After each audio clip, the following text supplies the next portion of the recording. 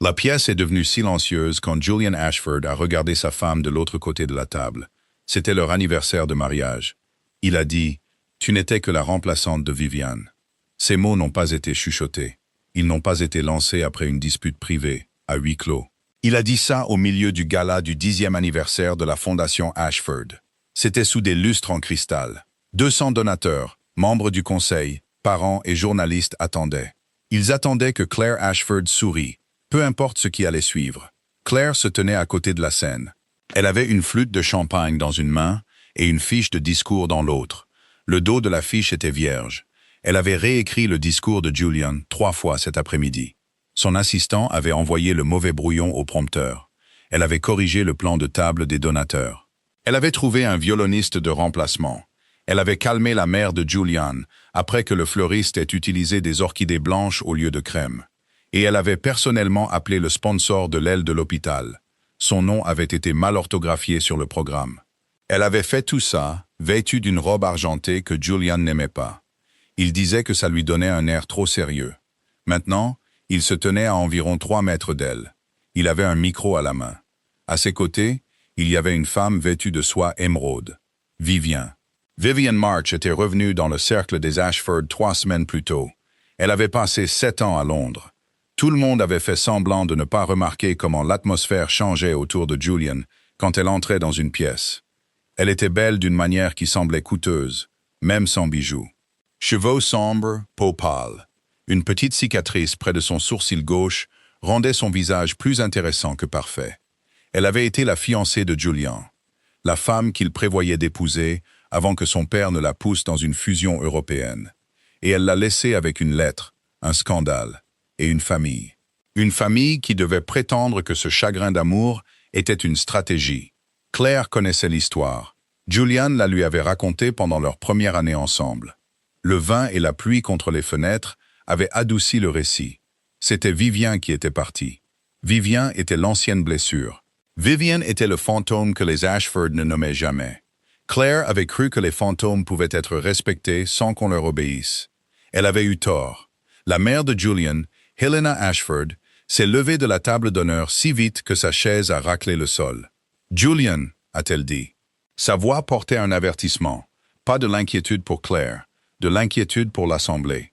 Julian avait l'air rougeau, beau et méchant, comme le deviennent les hommes ivres quand ils croient que l'honnêteté les rend courageux. « Non », a-t-il dit, en se tournant légèrement vers les invités.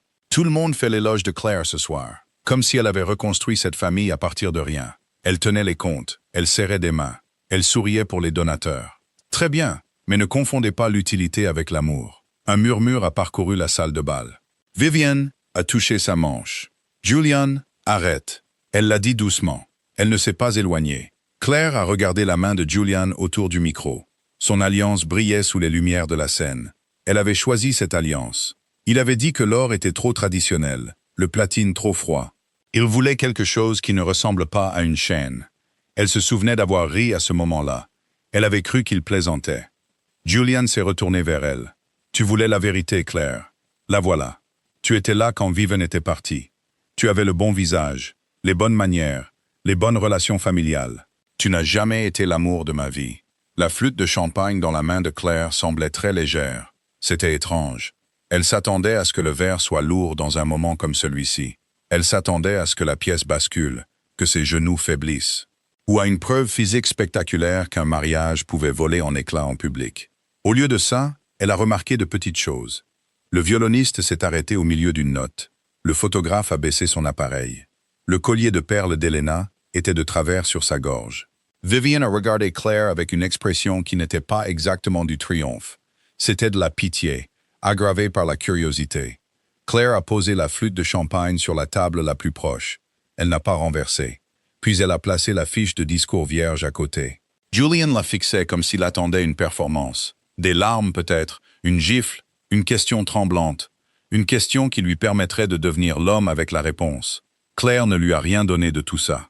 Elle a attrapé la petite pochette en satin sur la chaise derrière elle. Elle a sorti son téléphone et a appelé son avocate. Le micro était toujours allumé. Tout le monde a entendu la première sonnerie. Le visage de Julian a changé. Claire l'a regardé pendant que l'appel se connectait. « Mara, a-t-elle dit quand son avocate a répondu « Je suis prête à lancer la procédure ». La salle de bal est devenue silencieuse d'une nouvelle manière. « Ce soir ?» a demandé Mara Chan. « Ce soir, êtes-vous en sécurité ?» Claire a regardé Julian, puis Vivian, puis Helena Ashford. Helena s'agrippait au bord de la table comme si le nom de la famille était en train de glisser. « Oui, bien. Ne discutez pas. Partez avec vos documents si vous les avez. Sauvegardez tous les enregistrements. » Les yeux de Claire se sont tournés vers l'équipe de tournage près du mur latéral. Il y aura des enregistrements. La voix de Mara est devenue plus vive. Encore mieux. Julian a baissé le micro. Claire, elle a mis fin à l'appel et a glissé le téléphone dans sa pochette. Il a fait un pas vers elle. Elle a regardé le micro toujours dans sa main. Vous devriez peut-être l'éteindre avant de dire d'autres choses utiles. Quelques personnes ont inspiré brusquement. Personne n'a ri. Julian a baissé les yeux, a réalisé que le micro était toujours allumé. Il a appuyé sur l'interrupteur avec un pouce maladroit. Le silence qui a suivi le déclic était presque tendre. Claire est passée devant lui. Vivien s'est écarté. Pendant une seconde, les deux femmes se sont tenues assez près. Claire pouvait sentir son parfum. Jasmin, ambre et quelque chose de plus piquant en dessous. Vivien a murmuré « Je ne savais pas qu'il dirait ça ». Claire l'a regardé. « Mais vous saviez où vous tenir ». Le visage de Vivien s'est crispé. Claire a continué à marcher. Claire a gardé un rythme régulier. Elle a résisté à l'envie de se retourner. À l'extérieur de la salle de bal, le couloir de l'hôtel était frais et doucement éclairé. Les membres du personnel faisaient semblant de ne pas la regarder. Elle est passée devant les colonnes de marbre, les arrangements floraux et les panneaux encadrés portant les armoiries des Ashford. Au vestiaire, son assistante, Nora Bell, est apparue de nulle part. Elle tenait le manteau noir et la sacoche d'ordinateur de Claire. Nora avait 26 ans. Elle était brillante et allergique au théâtre émotionnel. « Votre chauffeur est à l'entrée est », a dit Nora. Claire a cligné des yeux. « Comment le saviez-vous » ? « J'ai entendu l'histoire de la remplaçante depuis le couloir de service. J'ai fait des suppositions. Généralement de bonnes suppositions. » Nora lui a tendu la sacoche d'ordinateur. De plus, j'ai copié le fichier d'enregistrement des donateurs avant que quoi que ce soit ne soit verrouillé. Pour la première fois ce soir-là, Claire a presque souri. Pourquoi est-ce que quoi que ce soit serait verrouillé? Nora l'a regardé. Parce que M. Ashford est stupide, mais sa mère ne l'est pas. C'était vrai. Helena devait déjà penser au confinement, arrêter les enregistrements, appeler le conseil, déplacer l'argent, faire passer Claire pour émotive, humiliée, instable, n'importe quoi, sauf pour quelqu'un qui dit la vérité. Claire a mis son manteau. « Venez avec moi. » Nora n'a pas demandé où. Elles sont parties par l'entrée, et alors que la première pluie d'hiver commençait à tomber. Dans la voiture, Claire était assise, les deux mains jointes sur sa pochette. Nora a ouvert l'ordinateur portable et a commencé à télécharger les disques partagés. « Voulez-vous parler ?» a demandé Nora. « Non. Excellent. Je déteste dire des choses réconfortantes dans des véhicules en mouvement. » Claire a regardé par la fenêtre. Les lumières de l'hôtel se brouillaient sous la pluie. Elle a pensé à la première fois que Julian l'avait emmenée dans cette salle de bal. Il s'était tenu sous le même lustre, l'avait pointé du doigt et avait dit « Ma grand-mère les a choisis ». Elle croyait que la richesse devait briller sans supplier. Claire avait adoré cette phrase. Elle avait adoré de nombreuses phrases de Julian, avant d'apprendre qu'il utilisait le langage comme d'autres utilisent l'eau de Cologne. Appliqué avant d'entrer dans une pièce, conçue pour persister. Pas nécessairement lié à quelque chose de vrai. Son téléphone a vibré. Julian. Elle l'a laissé sonner. Puis Helena. Refusé. Puis Julian à nouveau. Nora a jeté un coup d'œil. Voulez-vous que je le mette en silencieux? Non, je veux le journal d'appel. Nora a hoché la tête. Des cousins souvent utiles sur le plan juridique. Le quatrième appel venait de Vivian. Claire a fixé le nom. Nora s'est penchée en arrière. C'est audacieux. Claire l'a laissé sonner jusqu'au bout. Vivien a envoyé un texto.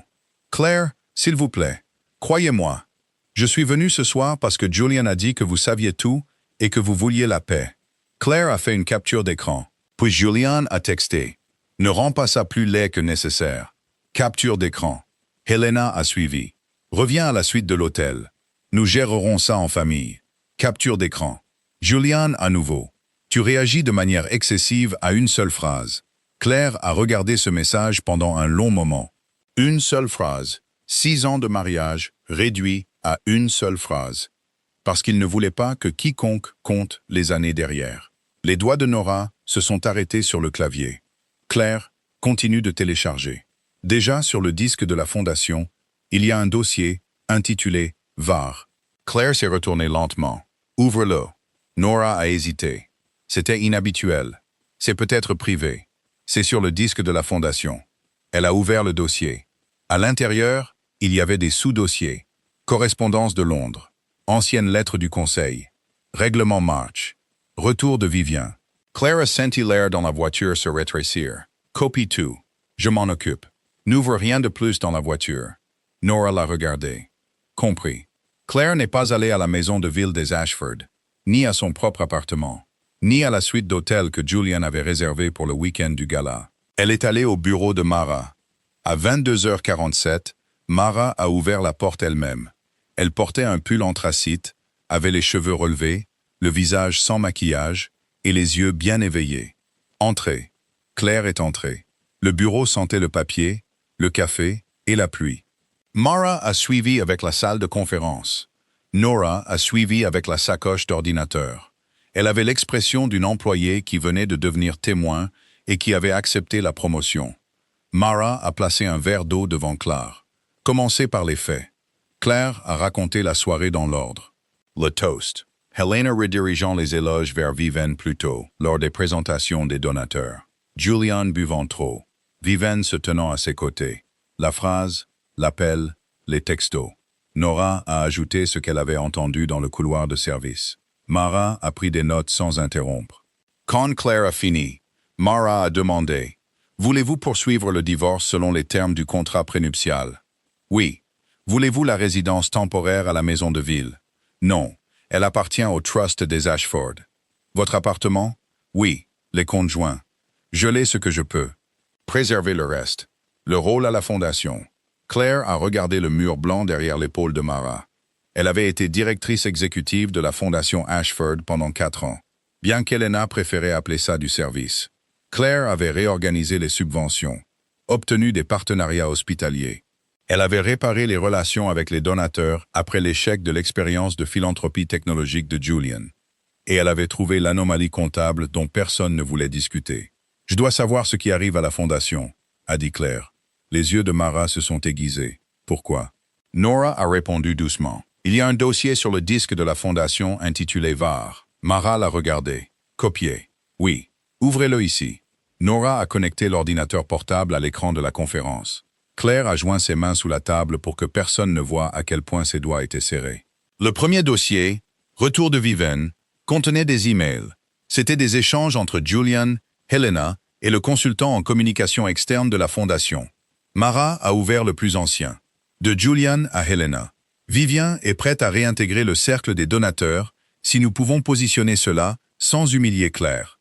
Nous devons gérer l'image avant l'annonce de l'aile de l'hôpital. Helena a répondu.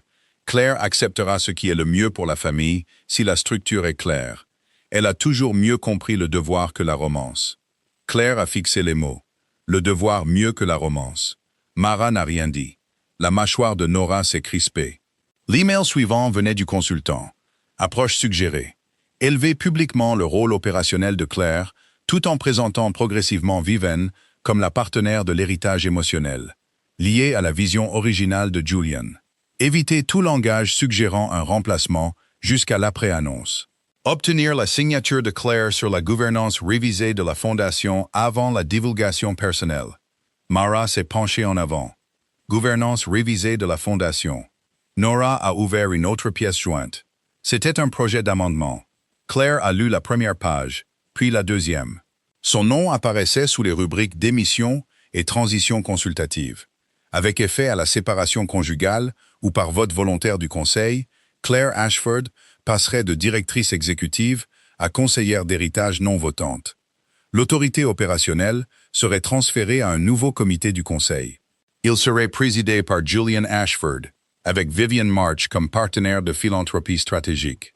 La respiration de Claire a ralenti, pas par calme, par reconnaissance. L'humiliation du gala n'avait pas été un accident d'ivresse. Elle avait été prématurée. Julian ne faisait pas seulement revenir Vivienne dans sa vie. Il la faisait entrer dans la fondation que Claire avait reconstruite. Mara s'est tournée vers Claire. Avez-vous signé des amendements de gouvernance? Non. Vous a-t-on demandé de le faire? Helena a envoyé un dossier la semaine dernière. Je n'ai pas eu le temps de m'en occuper. Où est-il? Dans mon bureau. Nora a levé un doigt. Je l'ai scanné. Ça avait l'air bizarre. Mara l'a dévisagé. Nora a haussé les épaules. Je scanne les choses bizarres. Claire a failli rire, mais sa gorge ne le lui a pas permis. Nora a ouvert le scan. Le dossier avait une note de couverture d'Helena. Nettoyage de routine du conseil avant le gala d'anniversaire. Signé là où c'est indiqué.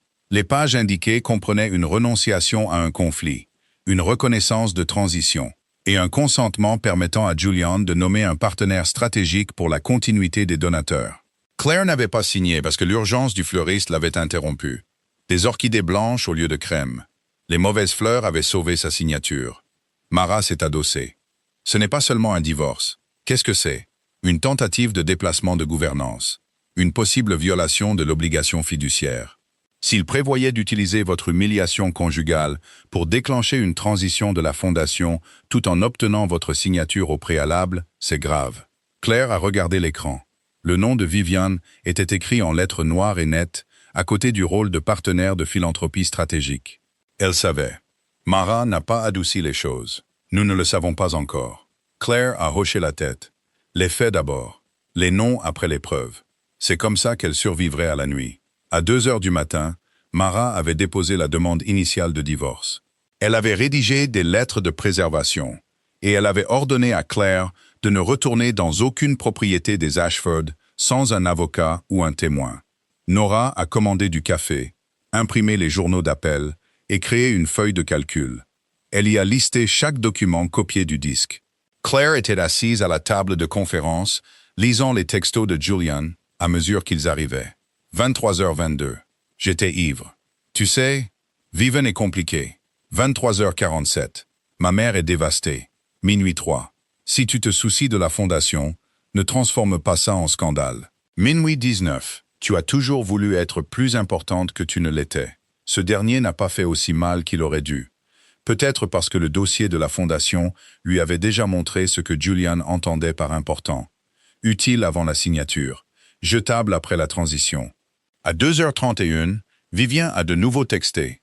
Je dois vous parler en privé. Julian ne vous a pas dit toute la vérité. Claire a montré à Mara. Mara l'a lu et a dit « Pas de réunion privée. Pourrait-elle être utile ?»« Presque certainement. Ce n'est pas la même chose que sûr. » Claire a répondu « Toute communication par l'intermédiaire de mon avocate. » Vivian a répondu en moins d'1 minute. « Alors dites à votre avocate de poser des questions sur le règlement March. » Le visage de Mara a changé. Nora a ouvert le dossier intitulé « Règlement March ». Le premier document datait de 7 ans. Accord de règlement entre Ashford Holdings, March Capital et Vivian March. Claire a lu le premier paragraphe. Mara a lu plus vite. Ce n'est pas un règlement de rupture. Mara a dit « Qu'est-ce que c'est? On dirait que Vivian est partie après une acquisition ratée entre les Ashford et l'entreprise de son père. Il y avait des allégations d'actifs déformés, de dettes non divulguées, et un paiement acheminé via un compte de donateurs lié à la fondation. » Claire a eu froid. La fondation, possiblement. Continuez à lire. Le règlement comprenait des clauses de confidentialité, des conditions de non-dénigrement, et un paiement à March Capital déguisé en réconciliation de consultation. La signature de Julian apparaissait sur une page, celle d'Helena sur une autre. Vivian avait signé en tant que témoin d'une annexe, pas en tant que partie principale. Nora a ouvert un email connexe. D'Helena à Julian, 7 ans plus tôt. Vivian ne peut pas rester à New York après ça. Si elle parle, l'examen de la fondation devient impossible. Laisse son père prendre le règlement et laisse la fille croire que partir était son choix. Claire s'est adossée. La vieille histoire de famille s'est fissurée. Vivian n'avait pas simplement quitté Julian pour Londres. Les Ashford l'avaient poussé dehors pour enterrer un scandale financier. Julian avait laissé Claire croire qu'il avait été abandonné, parce que ça le rendait tragique au lieu de complice. La voix de Mara était basse. « Claire, cette fondation a peut-être été utilisée pour déplacer de l'argent avant votre mandat. » Claire a pensé à 4 ans d'audit, de nuits tardives, d'appels de donateurs, de subventions restreintes, de partenariats hospitaliers. Et Helena, louant sa discipline, tout en la tenant à l'écart des dossiers plus anciens. Et il voulait que Vivian revienne maintenant. Nora a ouvert un autre email datant de 3 mois plus tôt. De Vivian à Julian. Si je reviens, je veux que les anciens dossiers soient corrigés. Je ne serai pas utilisé 2 fois. Julian a répondu. Claire fera de la place. Elle n'a aucune raison de se battre contre toi. Claire a regardé cette phrase jusqu'à ce que les lettres cessent de ressembler à du langage. Elle n'a aucune raison de se battre contre toi. Il avait confondu la dévotion avec le vide. À 3h15, Claire a signé la lettre d'engagement de divorce avec Mara. À 3h22, elle a autorisé un examen jury-comptable de ses dossiers de la Fondation. À 3h40, elle a retiré Julian de la liste des contacts d'urgence de son téléphone. Elle l'a remplacé par Nora et Mara. Nora l'a remarqué. Je suis honoré et profondément accablé. Vous pouvez refuser. Absolument pas. J'ai toujours voulu un pouvoir parajuridique sans les dettes de la fac de droit. Claire a souri pour la première fois depuis la salle de bal. C'était un petit sourire, mais il comptait. Le lendemain matin, la vidéo du gala a commencé à circuler. Au début, c'était un clip vidéo tremblant, filmé depuis la table 17. La voix de Julian était claire. Tu n'étais que la remplaçante de Vivian. Puis la version enregistrée professionnellement a fuité. Elle venait de quelqu'un de l'équipe média qui détestait Julian ou aimait la justice sur Internet. À midi, 3 comptes de réseaux sociaux l'avaient publié. À 15h, un blog sur la philanthropie avait titré « Le gala de la Fondation Ashford implose », après que le fondateur ait publiquement humilié sa femme. Helena a agi vite. Elle a publié une déclaration. Elle a qualifié cela d'affaire conjugale privée, déformée par l'alcool, le chagrin et la complexité émotionnelle. Elle a loué le service de Claire à la Fondation. Elle a demandé le respect de la vie privée. Elle n'a pas mentionné Vivian. Julian n'a rien posté. Vivian a désactivé son compte public. Claire n'a rien posté non plus. Mara a publié une seule phrase. Claire Ashford a retenu les services d'un avocat et examine les questions conjugales et celles de la Fondation. Elle ne portera pas les faits sur la place publique, via les réseaux sociaux. La phrase était assez sèche pour calmer les donateurs, et assez tranchante pour terrifier Helena.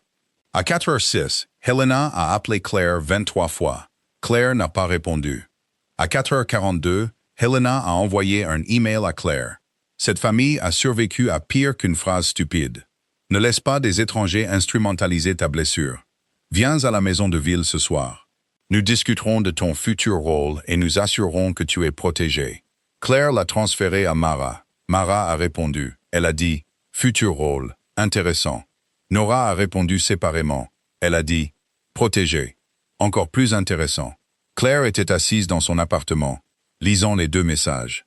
L'appartement était à elle, acheté avant le mariage et qualifié par Julian de petit projet d'indépendance. Il avait des murs pâles, de vieux parquets et des fenêtres donnant sur le parc. Il y restait rarement, car il préférait la maison de ville, là où les portraits de famille regardaient les gens faire des erreurs. S'était autrefois senti coupable de le garder. Maintenant, elle parcourait chaque pièce, touchant des objets familiers comme si elle saluait des alliés. Ses livres, son bureau, le vase bleu de sa mère, la photo encadrée de son père lui apprenant à faire du vélo, sa main planant derrière la selle, mais sans la toucher. C'est comme ça qu'il avait aimé, assez près pour rattraper, assez loin pour la laisser trouver son équilibre. Julian avait aimé différemment, assez près pour utiliser, assez loin pour nier toute responsabilité. À 6h30, Vivian a appelé le bureau de Mara. Mara a mis l'appel sur haut-parleur avec la permission de Claire. Vivian semblait fatiguée, pas fragile. Fatiguée comme le sont les gens qui ont passé des années à maintenir une version d'une histoire en public et une autre sous silence. « Je parlerai officiellement », a dit Vivian, mais pas pour aider Julian. Mara a demandé « Pourquoi nous contacter ?» Parce que Claire ne sait pas dans quoi elle s'est mariée. La main de Claire s'est crispée sur le stylo. Mara l'a regardé. Claire a hoché la tête. Mara a continué. Commencez par le règlement March. Vivian a expiré. Mon père a essayé de fusionner une partie de March Capital avec Ashford Holdings. Julian m'a fait entrer dans la relation avant que les papiers ne soient en règle.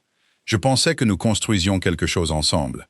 Puis j'ai découvert que les Ashford avaient transféré des passifs dans une structure de conseil en dons liée à la fondation. Mon père a menacé de les dénoncer. Helena l'a payé et l'a fait signer. Julian m'a dit que si je l'aimais, je partirais discrètement pour que sa famille puisse réparer les dégâts. Claire a fermé les yeux. La voix de Vivian s'est durcie. J'avais 26 ans, et j'étais assez stupide pour croire que partir était noble. Le temps que je comprenne que j'avais été utilisé, le règlement me piégeait. Mara a demandé « Pourquoi revenir maintenant ?» Parce qu'Helena a de nouveau contacté mon père. March Capital est plus faible qu'il n'y paraît. Les Ashford ont offert un accès aux donateurs de l'hôpital et un partenariat philanthropique public, si je revenais proprement. Proprement, c'est-à-dire quoi? Vivian est restée silencieuse un moment.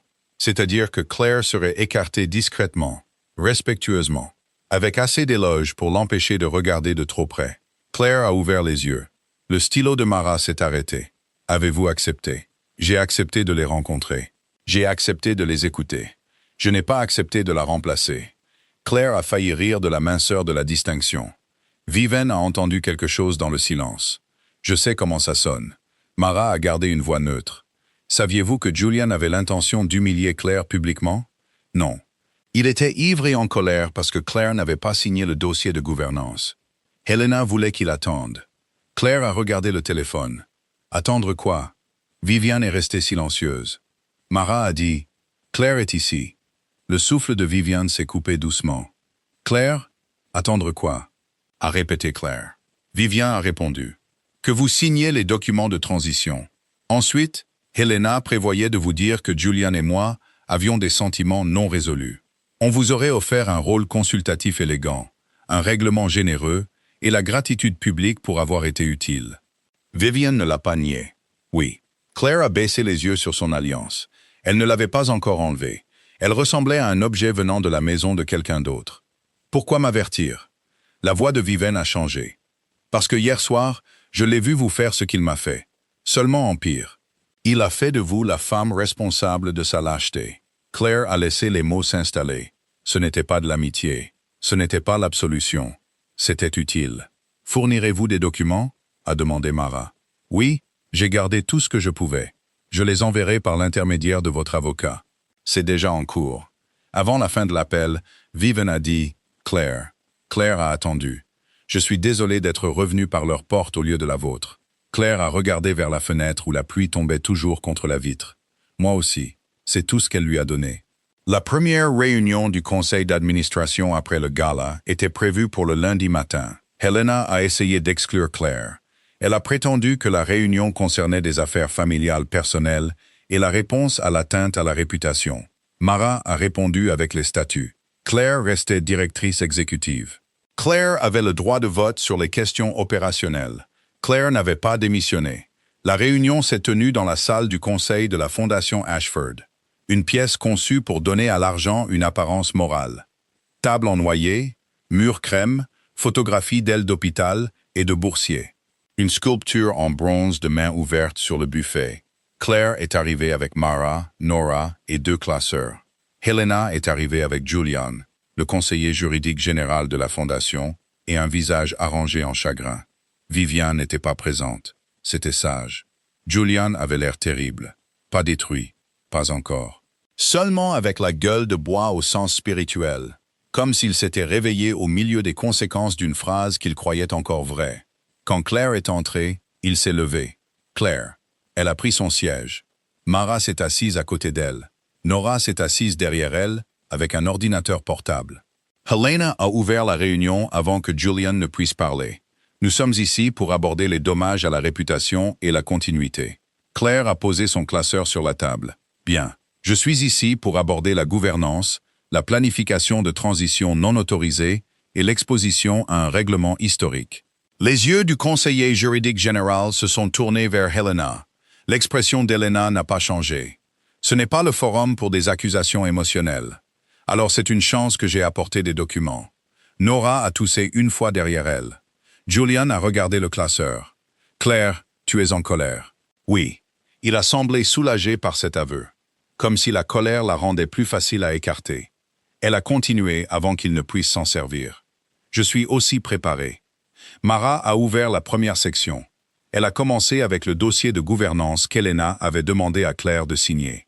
Les membres du conseil ont lu en silence. L'un d'eux, le Dr Samuel Reed du conseil de l'hôpital, a enlevé ses lunettes à mi-chemin de la page 3. « Helena » a-t-il dit. Pourquoi demandait-on à la directrice exécutive de signer une reconnaissance de transition liée à une séparation conjugale? Helena a joint les mains. C'était un document de contingence. Claire l'a regardé, préparé avant que toute séparation ne m'ait été divulguée. Julian s'est penché en avant. Parce que nous savions que tu rendrais les choses difficiles. L'atmosphère dans la pièce a changé. Helena a fermé les yeux une demi-seconde. Mara a écrit quelque chose. Claire a regardé Julian presque gentiment. Merci. Il a réalisé trop tard. La deuxième section contenait les emails sur le retour de Vivian. La troisième contenait la stratégie du consultant en communication. La quatrième contenait le résumé du règlement March. Quand Mara a affiché l'ancien règlement à l'écran, le conseiller juridique général est devenu pâle. « Où avez-vous eu ça ?» Nora a répondu avant que quiconque ne le puisse. « Sur le disque de la Fondation. » Le conseiller juridique général a regardé Helena. Helena a regardé Julian. Julian a regardé la table. Le docteur Reed a parlé lentement. L'argent de la Fondation a-t-il été utilisé en lien avec le règlement March? La voix d'Helena s'est refroidie. L'affaire est ancienne et résolue. Ce n'était pas ma question. Claire a regardé Helena devenir immobile. Pendant 6 ans, Helena avait été une experte pour orienter les pièces vers ce qui servait le nom des Ashford. Elle pouvait faire passer la cruauté pour de la discipline, le secret pour de la discrétion, et le travail de Claire pour du devoir.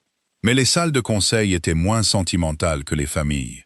Surtout quand la responsabilité entrait en jeu. Mara a dit: « Nous demandons un audit jury-comptable indépendant des comptes liés à la fondation de la période entourant le règlement March.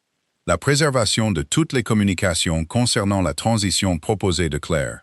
Et la récusation de Julian et Helena des décisions de gouvernance impliquant l'emploi de Claire ou tout rôle stratégique pour Vivian March. » Julian a ri. « Vous ne pouvez pas être sérieuse. » Claire l'a regardé. « Vous avez dit à toute une salle de bal que j'étais une remplaçante. Je vous ai cru. » Son rire s'est éteint. « Ce n'est pas ce que je voulais dire. C'est exactement ce que vous vouliez dire. La seule surprise, c'est que vous l'ayez dit avant que les papiers ne soient terminés. » Personne n'a parlé. Helena s'est tournée vers Claire avec un visage presque assez doux pour tromper un étranger. « Claire, je sais que tu es blessée, mais tu dois penser au travail de la Fondation. » Claire s'y attendait. L'aile de l'hôpital, les boursiers, les subventions de recherche. Tout le bien utilisé comme bouclier pour les gens qui contrôlaient les cordons de la bourse. Elle a ouvert son propre classeur. « Je pense au travail.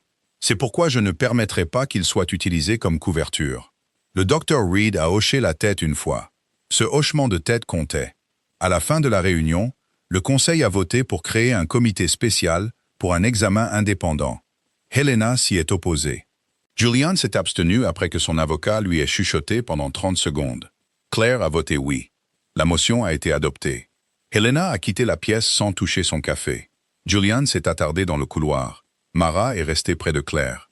Nora a fait semblant de répondre à un email tout en enregistrant clairement l'audio. « Claire, Julian a dit à voix basse, « Tu fais exploser nos vies parce que j'ai dit quelque chose de cruel en étant ivre. » Claire l'a regardé. « Non, je mets fin à notre mariage parce que tu le pensais. Et j'examine la fondation parce que tu as tout planifié autour de ça.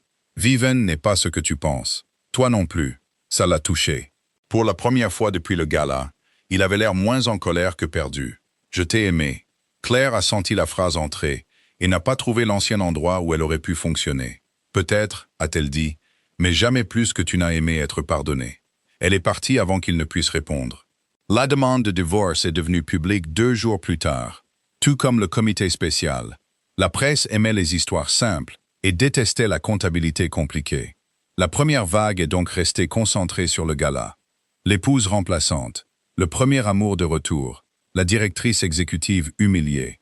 Puis l'avocat de Vivian a publié une déclaration limitée. Il confirmait qu'elle avait fourni des documents à l'examen de la Fondation concernant des problèmes de gouvernance historique. Ça a changé le ton.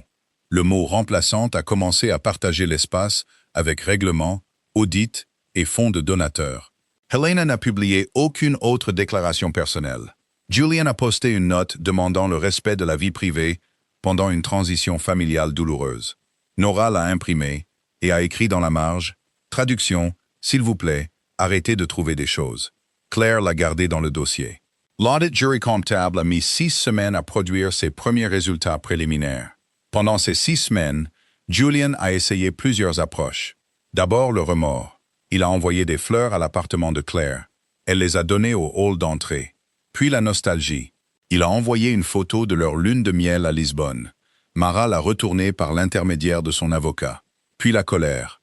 Il a envoyé un email à minuit. Tu n'es pas innocente. Tu as aimé être la parfaite épouse Ashford jusqu'à ce que ça ne te profite plus. Claire l'a transféré à Mara. Pas de réponse. Puis est venue l'offre. L'avocat de Julian a proposé un règlement généreux si Claire démissionnait de la fondation, si elle acceptait une clause de non-dénigrement, et si elle acceptait de ne plus coopérer avec Vivian March. Mara a lu l'offre à voix haute dans son bureau. Nora, qui était devenue la gardienne non officielle du calendrier des preuves, a semblé personnellement offensée. Ils la prennent pour un distributeur automatique. Insérer de l'argent. Recevoir le silence. Mara a fait glisser l'offre vers Claire. Votre décision. Claire l'a lu. Le chiffre était élevé. Assez élevé pour acheter la paix, si la paix n'était qu'un endroit sans conflit. Mais le silence avait été la pièce où ils avaient construit le piège.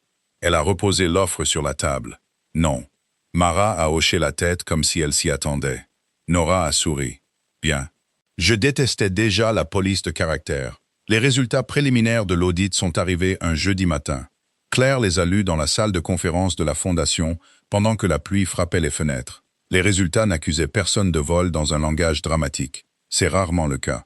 Au lieu de ça, ils ont identifié des allocations irrégulières, des transferts conseillés par les donateurs, des paiements de consultation mal classés et des fonds restreints déplacés à travers des catégories administratives pendant l'année du règlement March. Un paragraphe comptait plus que tout. Certains paiements associés à la réconciliation March semblent avoir été acheminés via des comptes plus tard réapprovisionnés par des dons de fondations restreints. Cela soulève des questions sur la conformité à l'intention des donateurs et la divulgation au Conseil. Le Dr. Reed a lu ce paragraphe 3 fois. La présidente du comité spécial, une juge à la retraite nommée Elaine Porter, a regardé Helena.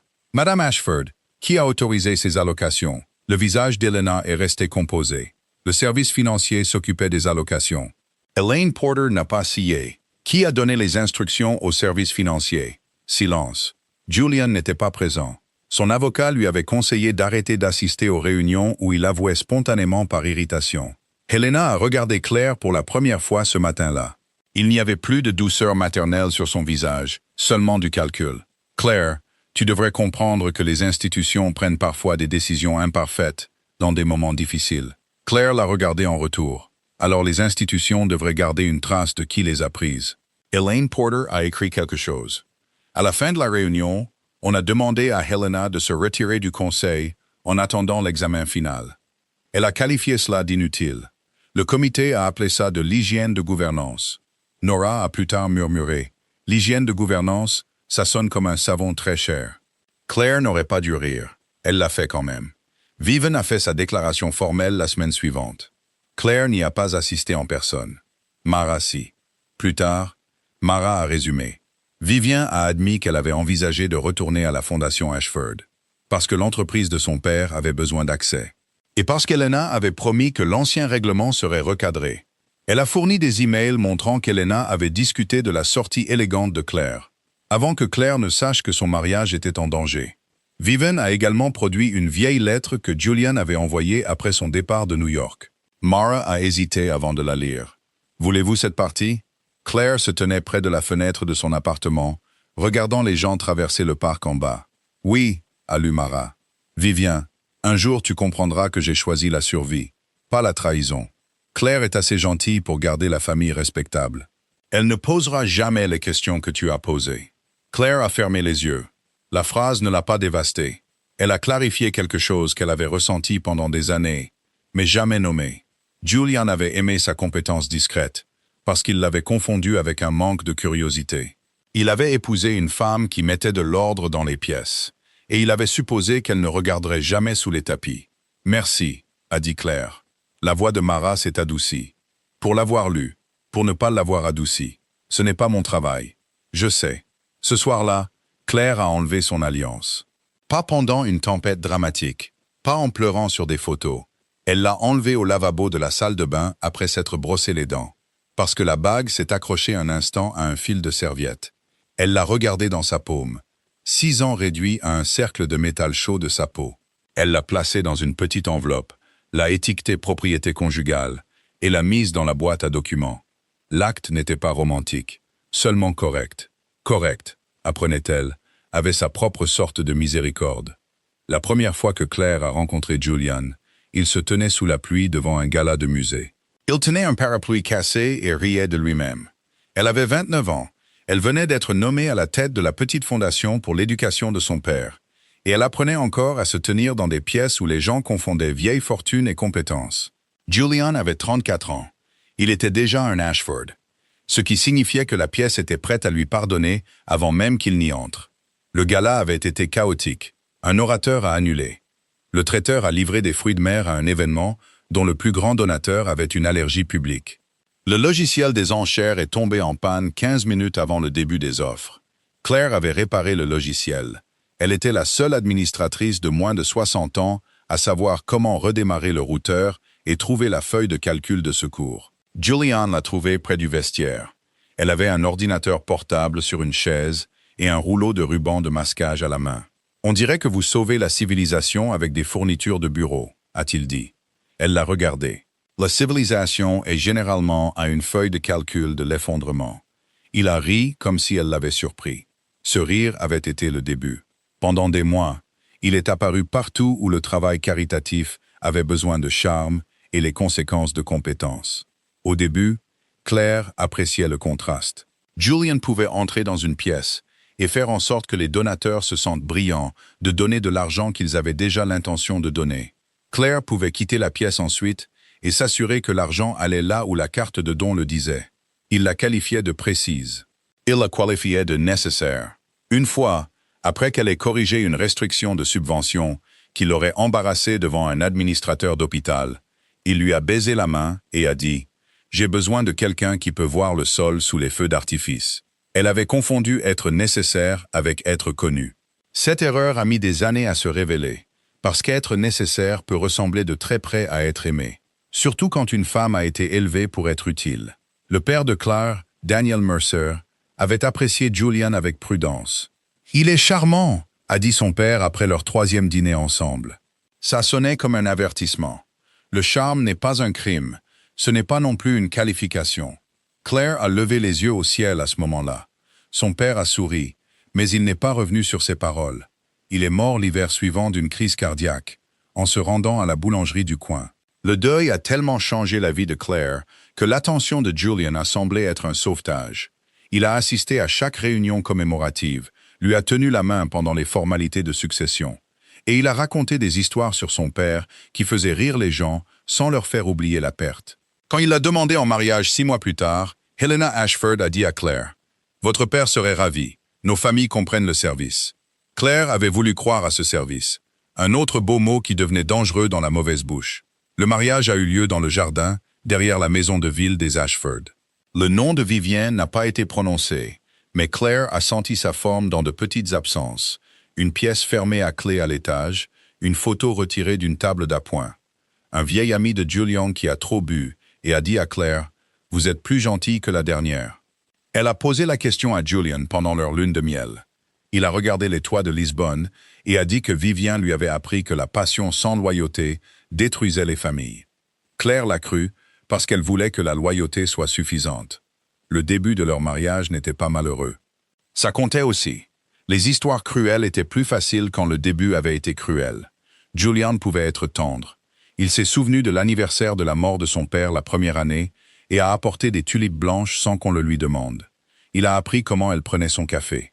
Il s'asseyait à côté d'elle lors des dîners du conseil et pressait son genou contre le sien sous la table quand Helena devenait trop acerbe. Puis, la tendresse a commencé à apparaître principalement après qu'il ait eu besoin de quelque chose. Une introduction à un donateur, une correction discrète d'un rapport financier. Sa signature sur un engagement de transition quand un cycle de subvention était en retard. Sa patience quand Helena critiquait la façon dont Claire parlait au chirurgien comme si elle en était une. À la 3e année, Claire connaissait le rythme.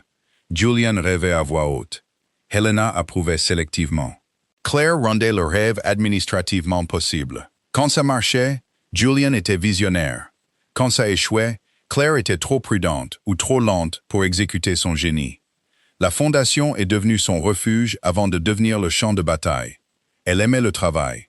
Elle aimait les boursiers qui arrivaient au bureau nerveux et repartaient avec des dossiers pleins de paperasse qu'ils comprenaient enfin. Elle aimait les administrateurs d'hôpital, qui argumentaient honnêtement, parce que les enfants malades ne se souciaient pas des réputations familiales. Elle aimait les subventions restreintes, parce qu'elles avaient des contours nets. L'argent promis pour les soins aux brûlés ne pouvait pas poliment se transformer en fleurs de gala. Cette clarté la réconfortait. Elle menaçait aussi Helena. La première vraie dispute a eu lieu lors d'un dîner de donateurs la 4e année du mariage de Claire. Helena voulait utiliser les fonds excédentaires d'une initiative de clinique rurale pour couvrir une réception d'anniversaire. L'initiative de la clinique avait été réalisée en dessous du budget. Helena soutenait que la culture des donateurs soutenait tous les programmes. Claire a refusé. La restriction ne le permet pas. Helena a souri comme si elle corrigeait un enfant. Les restrictions sont interprétées par les gens, ma chère. Alors les gens devraient les interpréter honnêtement. Julian l'a appelé plus tard depuis la bibliothèque de la maison de ville. Mère se sent humiliée. L'argent était restreint. Tu aurais pu gérer ça en privé. Elle a demandé devant le service financier, parce qu'elle te faisait confiance pour être flexible. Claire se souvenait de s'être tenue près de la fenêtre, le téléphone contre l'oreille. Elle regardait la neige s'accumuler sur la balustrade du balcon. Flexible n'est pas la même chose que disponible. Julian est resté silencieux un moment. Tu ressembles à ton père quand tu es comme ça. À l'époque, elle l'a pris comme un compliment. Il ne le pensait pas comme tel. Après ça, Helena a commencé à qualifier Claire de disciplinée plus souvent. Discipliné était le langage des Ashford pour utile mais gênant. Vivian est revenu d'abord comme un nom dans un email. Claire l'a vu sur le téléphone de Julian un matin. Il l'avait laissé déverrouillé à côté de la machine à café. Vivian March. L'aperçu du message disait « Je ne suis pas intéressé à être caché à nouveau ». Claire ne l'a pas ouvert. Elle aurait dû demander ce matin-là. Au lieu de ça, elle a attendu que Julian lui en parle. Il l'a fait 3 nuits plus tard, au dîner. Vivian est de retour à New York. Claire l'a regardé de l'autre côté de la table. Pour combien de temps? Incertain. La verras-tu? Qu'il a coupé son saumon en morceaux soignés. Probablement. Il y a de vieilles affaires entre les familles. De vieilles affaires ou de vieux sentiments. Il a levé les yeux, presque amusé. Tu n'as jamais été jalouse. Ce n'était pas une réponse. Son visage s'est adouci. Claire, tu es ma femme. Voilà. Le titre présenté comme une réassurance. Pas je t'aime, pas il n'y a rien de caché, pas je te le dirai avant de la rencontrer. Tu es ma femme. Comme si les rôles pouvaient faire le travail de la vérité. Elle a laissé tomber. La campagne pour l'aile de l'hôpital entrait dans sa phase finale. Son père était parti depuis 5 ans ce mois-là, et elle était fatiguée de poser des questions qui donnaient à Julian un air blessé. 2 semaines plus tard, elle a vu Vivian en personne pour la première fois. C'était à la maison de ville d'Helena. Vivian se tenait près de la cheminée avec un verre de vin rouge. Elle écoutait Julian décrire une nouvelle stratégie de donateur que Claire avait écrite. Elle n'a pas interrompu. Elle n'a pas flirté ouvertement. C'était presque pire. Vivian comprenait les pièces. Quand Helena les a présentées, elle a dit « Claire, bien sûr, vous connaissez Vivian. Bien sûr. » Un autre piège déguisé en bonne manière. Claire a souri. Seulement de réputation. Vivian l'a regardé directement. J'espère pas entièrement. C'était la première phrase honnête que quelqu'un ait dite ce soir-là. Après le dîner, Julian a demandé à Claire ce qu'elle pensait de Vivian. Elle est prudente. Ça sonne comme une critique. C'est une reconnaissance. Il a souri faiblement. Vous deux, vous vous ressemblez plus que vous ne le pensez. Claire l'a regardé alors. Ne fais pas ça. Faire quoi? Transformer les femmes en miroirs parce que ça rend ton passé poétique. Le sourire de Julian a disparu. C'était méchant. C'était exact. Il a dormi dans la chambre d'amis cette nuit-là. Le matin, il a apporté du café et des excuses qui semblaient presque complètes. Je suis désolé d'avoir rendu ça étrange. Vivian et moi avons une vieille histoire, mais ça ne nous change pas. Claire a voulu demander si « nous » signifiait leur mariage ou la structure de sa famille. Elle ne l'a pas fait. C'était une autre erreur. La semaine avant le gala, Helena est devenue inhabituellement affectueuse. Elle a fait l'éloge de Claire devant les donateurs. Elle a envoyé une note manuscrite la remerciant pour le travail sur l'aile de l'hôpital. Elle a invité Claire à déjeuner sans Julian.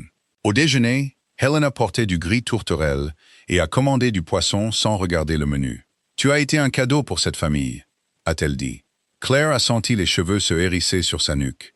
Helena offrait des éloges, comme certaines personnes offrent des sédatifs. « Merci. Julian n'a pas toujours été facile. Aucun mariage ne l'est, mais tu lui as donné de la stabilité. » Claire a posé sa fourchette. « Helena, pourquoi est-ce que ça sonne comme une déclaration de clôture ?» Le sourire d'Helena n'a pas bougé. « Parce que tu écoutes toujours pour trouver des clauses. Risque du métier. La fondation entre dans une nouvelle ère. Expansion de l'hôpital. Partenaires internationaux. Famille de donateurs avec des attentes différentes. Cela pourrait nécessiter quelques ajustements structurels. » Claire a pensé au dossier sur son bureau. Comme quoi, rien d'urgent. Certains rôles deviennent plus cérémoniels à mesure que le travail mûrit. Plus cérémoniels. Claire a compris alors qu'Helena ne la louait pas. Elle se préparait à la préserver comme un portrait.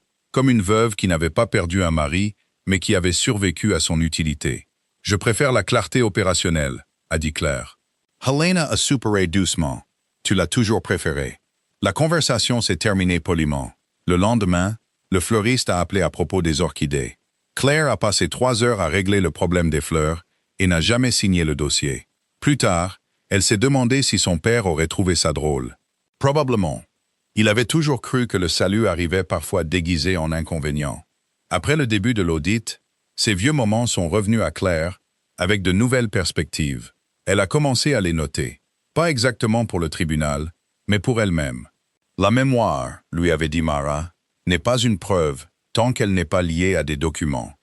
Mais elle peut montrer où chercher. Claire a fait une chronologie. Le premier aperçu de l'email de Vivian. Le déjeuner d'Helena. Le dossier. Le changement de place à la table des donateurs au gala. C'est lui qui a placé Vivian à côté de Julian au lieu des partenaires internationaux. La présence soudaine du consultant en communication dans les réunions de la Fondation. Les vieux dossiers financiers qu'Helena disait archivés hors site. Nora a aidé. C'est soit l'album de souvenirs le plus déprimant de tous les temps, soit une carte. Les deux, efficacement. Elles ont trouvé un autre fil grâce au plan de table. Le plan du gala avait été modifié 6 fois la dernière semaine. Claire avait approuvé la version 4.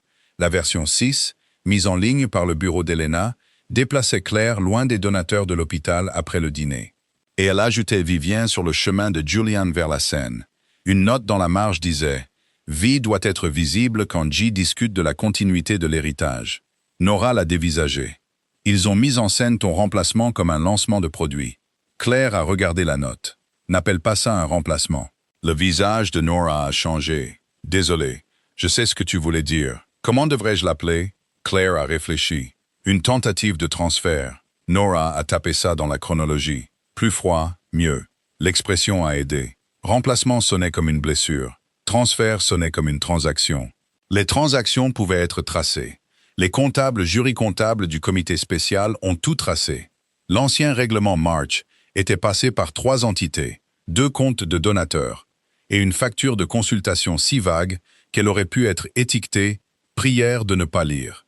Le consultant mentionné sur la facture était décédé 3 ans plus tôt.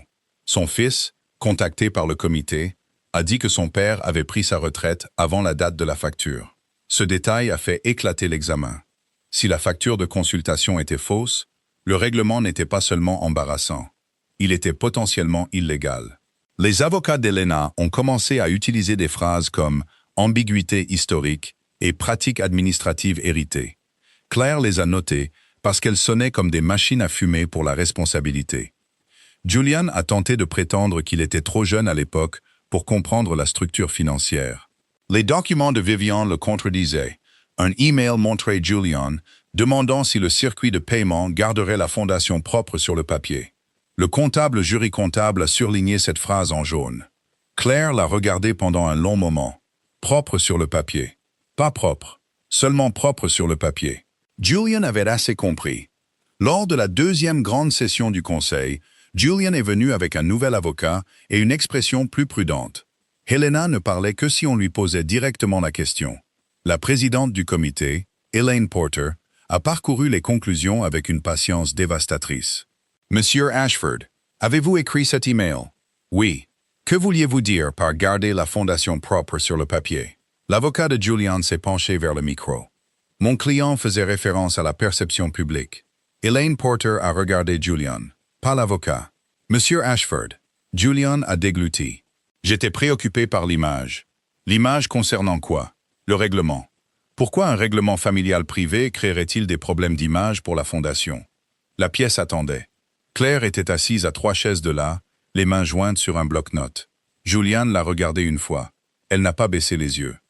Parce que certaines relations avec les donateurs se chevauchaient, a-t-il dit.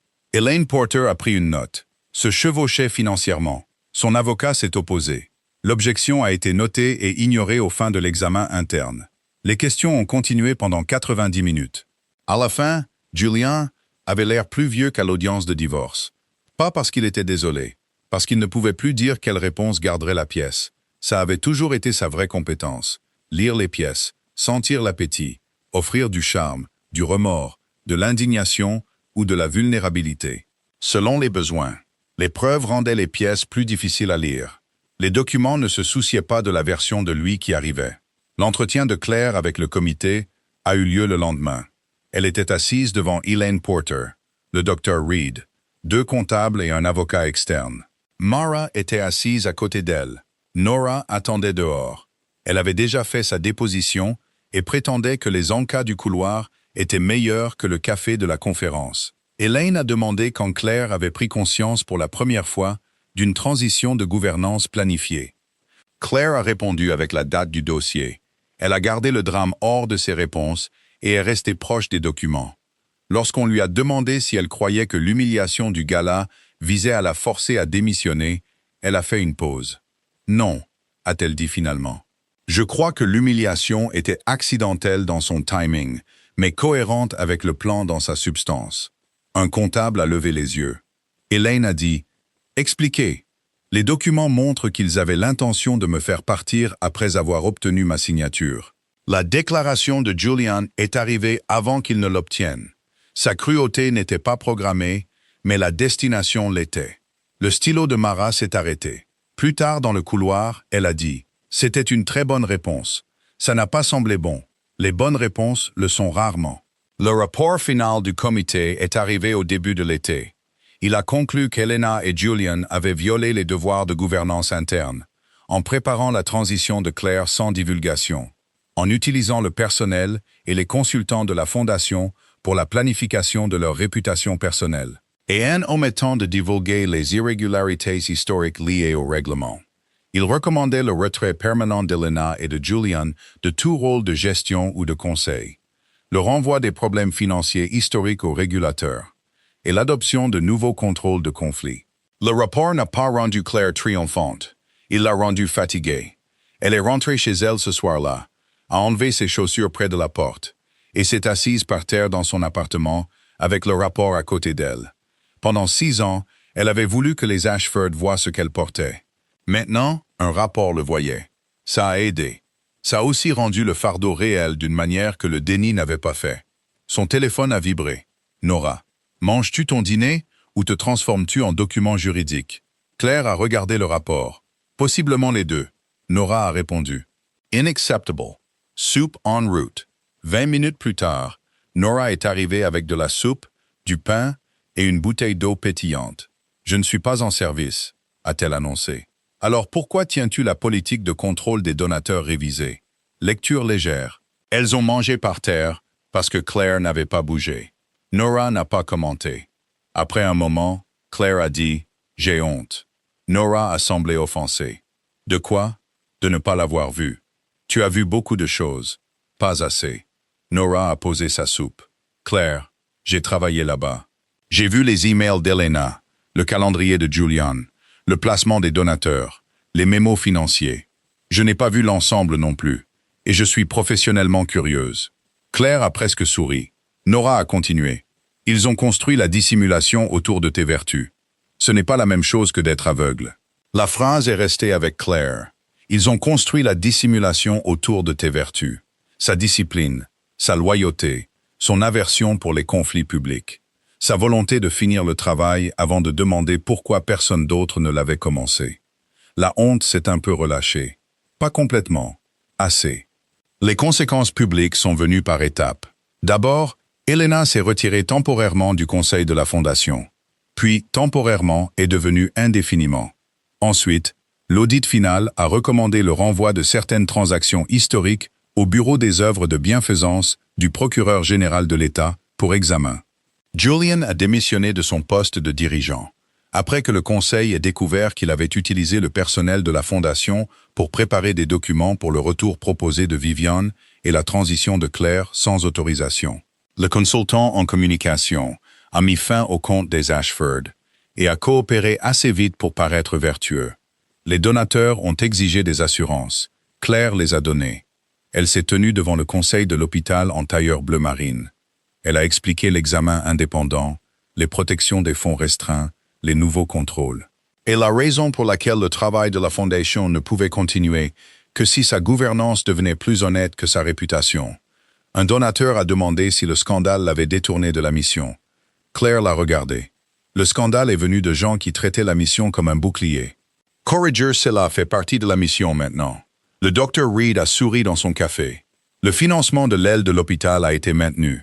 Le programme de bourse a continué. 2 donateurs sont partis bruyamment. 4 nouveaux donateurs se sont joints discrètement. Parce qu'ils préféraient les contrôles au glamour familial.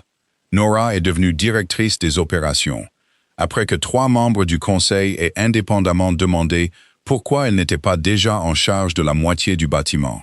Claire a approuvé la promotion avec un plaisir inhabituel. « Est-ce que ça vient avec un pouvoir parajuridique ?» a demandé Nora. « Un pouvoir opérationnel, moins mystérieux, mais utile. » Julian est devenu plus désespéré à mesure que la fondation survivait sans lui. Il a essayé de rencontrer Claire devant son appartement. Le portier l'a refusé. Il a essayé d'envoyer des messages par de vieux amis. Claire a cessé de répondre à ses amis. Il a essayé d'insinuer dans des cercles privés que Claire et Vivian avaient conspiré contre lui par amertume mutuelle. L'avocat de Vivian a envoyé une lettre si tranchante que Mara en a demandé une copie pour l'admirer. Puis Julian a donné une interview. C'était sa pire décision après le micro. Le magazine l'a présenté comme une conversation sur l'héritage, le deuil et la culture de l'annulation dans la philanthropie. Julian était assis dans un fauteuil en cuir dans une bibliothèque empruntée. Il s'est décrit comme un homme pris entre 2 femmes, toutes 2 blessées par les attentes familiales. Il a qualifié Claire de redoutable mais émotionnellement distante. Il a appelé Vivian la blessure originelle. Il a qualifié son commentaire du gala de métaphore cruelle, prise au pied de la lettre. L'article a été publié un mardi. Le mercredi, la vidéo complète du gala a refait surface à côté d'extraits des emails de gouvernance. Nora n'a créé aucun mème, du moins aucun que Claire ne puisse prouver. Vivian a publié une seule phrase par l'intermédiaire de son avocat. « Je n'étais pas une blessure. J'étais un témoin. » Claire n'a rien publié. Mara si. Elle a joint les documents de divorce, les pièces publiques et les conclusions déjà publiques du comité de la Fondation. Le magazine a ajouté une note de la rédaction. L'interview de Julian a disparu de la page d'accueil. Helena l'a traité d'insouciant dans un message vocal qui a fuité. Le règlement du divorce a progressé rapidement après ça. Julian voulait la confidentialité. Claire voulait des limites exécutoires.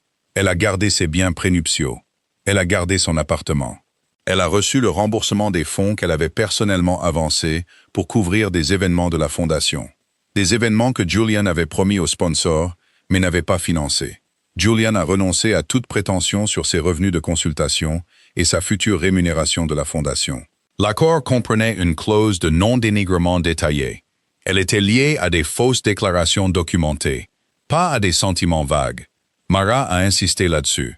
Les hommes comme Julian vivent l'exactitude comme de la diffamation. Elle a dit que l'audience finale avait été brève. Julian est arrivé avec son avocat et sans famille. Helena n'a pas assisté. Vivian, bien sûr, n'était pas là.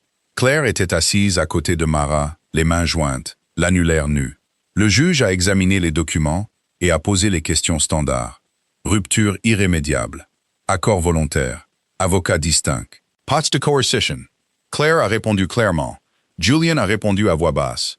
Quand ce fut terminé, il s'est approché d'elle dans le couloir. Mara s'est rapprochée. Julian s'est arrêté à une distance prudente. Claire. Elle l'a regardé. Il semblait plus petit en dehors des pièces des Ashford. Pas physiquement. Il était toujours grand, toujours beau. Toujours le genre d'homme que les étrangers supposaient avoir un rendez-vous important. Mais sans les armoiries de la fondation derrière lui, sans Helena contrôlant l'éclairage, sans Claire lissant les faits en une forme respectable. Il ressemblait à un homme qui avait dépensé la compétence des autres et appelé ça le destin. « Je n'ai jamais voulu que ça devienne ça », a-t-il dit. Claire l'a cru. C'était la tragédie. Il n'avait jamais eu l'intention de faire face aux conséquences, seulement de s'arranger. « Tu en as voulu assez », a-t-elle dit.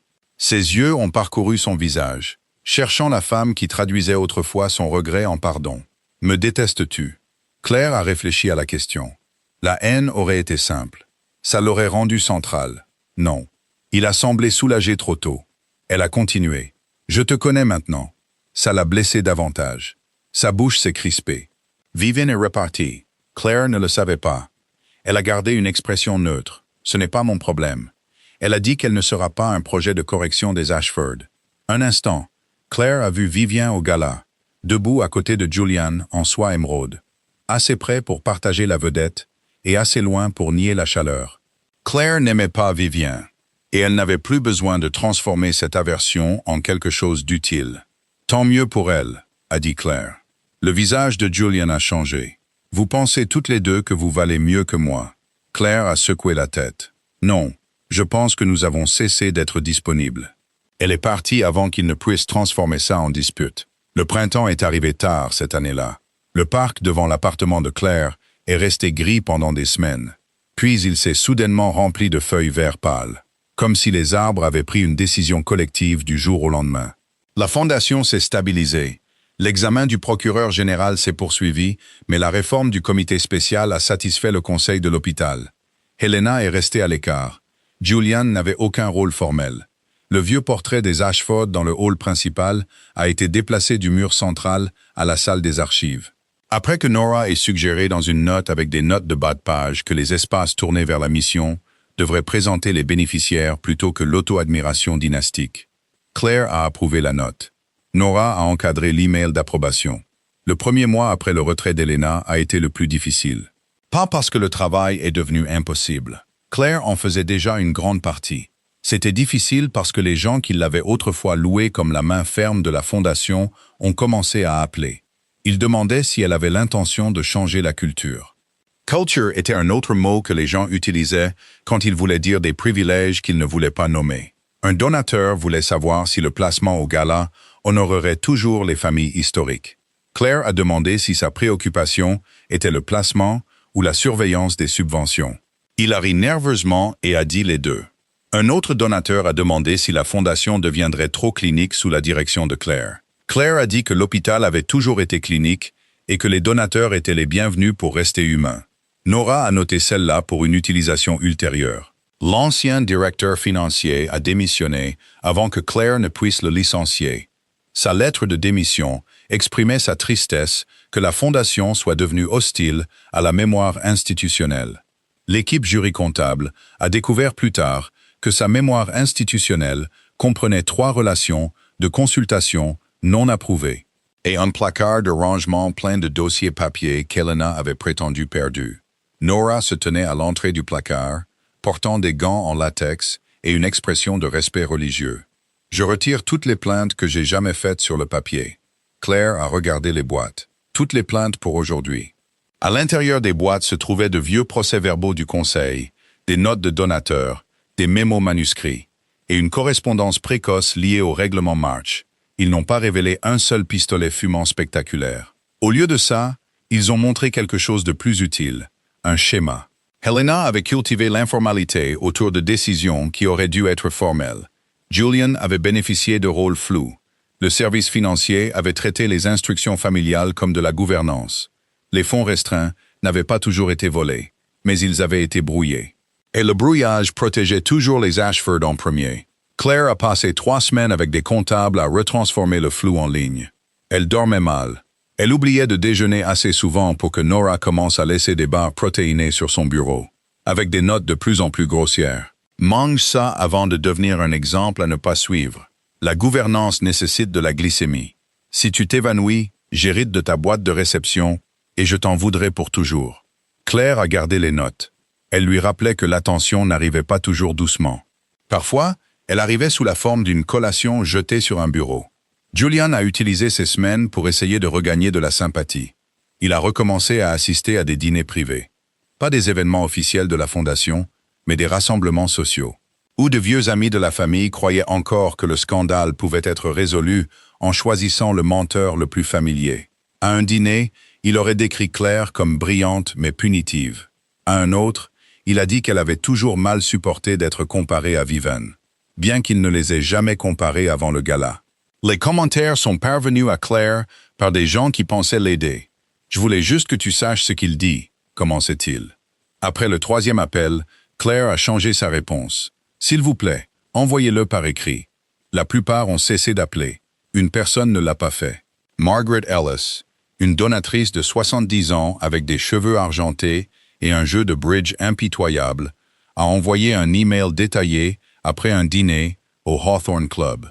Julian a dit à la table, « Vous bloquez la réconciliation parce que vous préférez le contrôle institutionnel au mariage. » J'ai demandé si réconciliation signifiait amour ou accès à la gouvernance. Il a changé de sujet maladroitement. « Je pensais que vous devriez savoir. » Claire a lu l'email 2 fois. Puis elle a répondu, « Merci, c'était utile. » Margaret a répondu, « L'utilité est sous-estimée par les hommes qui en dépendent. » Claire l'a apprécié davantage après ça. Le dîner du Hawthorne Club est devenu important, parce que Julian avait parlé devant un donateur qui était aussi au conseil de l'hôpital. Le membre du conseil a demandé au Dr. Reed si les problèmes de contrôle personnel de Claire affectaient le programme des cicatrices de brûlure. Le Dr. Reed, qui était devenu moins patient avec chaque rumeur des Ashford, a demandé une mise à jour formelle de Claire, et il a invité Julian à y assister, s'il souhaitait étayer ses préoccupations. Julian n'est pas venu. Claire si. Elle est arrivée avec les budgets du programme, les chiffres de référence des patients, le personnel chirurgical, les projections de coûts de réadaptation et la structure de conformité des donateurs révisés. Le membre du conseil qui avait répété la phrase de Julian a semblé mal à l'aise dès la 2e diapositive. Claire ne l'a pas puni. Elle a seulement répondu à chaque question implicite par un fait documenté. Ensuite, le Dr. Reed l'a accompagné à l'ascenseur. Vous auriez pu l'embarrasser. Le membre du conseil? Oui. Il s'est assez embarrassé en arrivant avec des ragots au lieu d'une question. Le Dr. Reed a souri. Vous êtes plus gentil que moi. Claire y a réfléchi. Non, j'essaye de ne pas dépenser d'énergie sur des gens qui ne sont qu'adjacents au problème. C'est probablement plus sain. C'est certainement plus calme. Le calme est devenu quelque chose que Claire protégeait. Son appartement est devenu un endroit où les humeurs de Julian n'avaient jamais appris à entrer. Elle a déplacé la table de la salle à manger plus près des fenêtres. Elle a remplacé le canapé rigide qu'il aimait par 2 fauteuils profonds et une bibliothèque basse. Elle a arrêté d'acheter des tulipes blanches pour l'anniversaire de la mort de son père. Elle a acheté des jaunes, parce qu'il avait en fait préféré les fleurs joyeuses. Et elle n'avait choisi le blanc que parce que le deuil l'avait rendu formel. Le samedi matin, elle se promenait dans le parc sans vérifier ses messages. Au début, l'habitude semblait irresponsable. Puis elle a semblé nécessaire. Un matin, elle a trouvé Vivian assise sur un banc près du chemin Est. Pas en train d'attendre près de l'immeuble de Claire, pas arrangée comme une embuscade. Simplement là, tenant un gobelet de café en papier et regardant l'herbe mouillée. Claire a envisagé de passer son chemin. Vivian l'a vue et s'est levée. « Je ne suis pas là pour vous. C'est une étrange salutation. Je sais. Je voulais dire que je ne suis pas venu pour vous intercepter. » Claire a regardé le chemin devant elle. Il était assez large pour s'échapper, ce qui rendait le fait de rester plus facile. « Vous partez toujours? Fin du mois, Lisbonne. » Vivian a hoché la tête. « J'ai acheté un petit appartement dont je n'ai pas parlé à mon père. Félicitations. » « Merci. La plomberie est terrible, et il y a un balcon. Je choisis de me concentrer sur le balcon. » Claire a presque souri. Elles ont marché ensemble pendant 5 minutes avant que l'une d'elles ne parle à nouveau. Vivian a rompu le silence. « Vous demandez-vous parfois si nous nous serions moins détestés si Julian n'avait pas été au milieu? » Claire a regardé un chien tirer son propriétaire vers une flaque d'eau. « Je ne pense pas que nous nous connaissions assez bien pour nous détester. C'est juste. Je n'aimais pas ce que vous représentiez. » Vivian a hoché la tête. « Je n'aimais pas ce que j'imaginais que vous aviez, c'est-à-dire la version de Julian qui est restée. » Claire a laissé échapper un souffle qui était presque un rire. « Il est resté physiquement. Je ne recommande pas de surévaluer ça. Viviane l'a regardé, puis a ri aussi. Le son les a surprises toutes les deux. Elles ont atteint la fontaine et se sont arrêtées. Le visage de Viviane est devenu sérieux. Quand Elena m'a contacté pour la première fois, elle a dit que vous étiez respecté, mais pas aimé par la famille. Elle a dit que vous préfériez la fonction et que vous accueilleriez un rôle plus propre, une fois la transition personnelle gérée. Claire a regardé l'eau. Elle a fait passer mon effacement pour une préférence. Oui, c'est très Elena. Je voulais le croire parce que ça me rendait moins coupable. Claire a apprécié l'honnêteté, même si ça ne rendait pas le passé plus joli. Et maintenant? Viviane a regardé vers les arbres. Maintenant, je pense que j'ai failli devenir la deuxième femme à les laisser utiliser ma déception comme un plan d'affaires. Claire a réfléchi à cette phrase. Faillir compte, n'est-ce pas? En droit parfois. En caractère, éventuellement. Viviane a souri faiblement. On dirait Mara. C'est soit un progrès, soit un événement facturable. Elles se sont séparées près de la fontaine. Il n'y a pas eu d'accolade, pas de promesse de rester en contact. Avant de partir, Viviane a dit « J'espère que vous garderez la fondation ». Claire a répondu honnêtement « J'espère me garder moi-même en le faisant ». Viviane a hoché la tête, comme si c'était la meilleure réponse. Le plus grand regret de Julian est devenu visible, non pas dans des excuses, mais dans du ressentiment. Il ne pouvait pas s'empêcher de tourner autour de la fondation, après en avoir perdu l'accès.